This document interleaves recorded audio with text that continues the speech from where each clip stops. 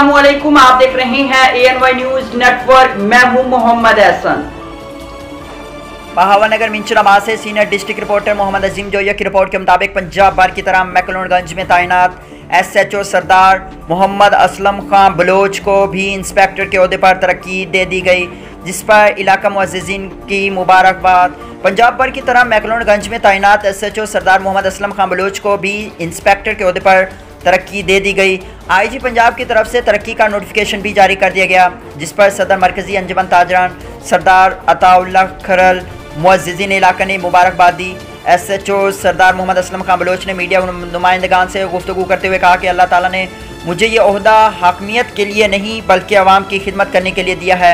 हमारे पेशा वराना फ़राइज़ में शामिल है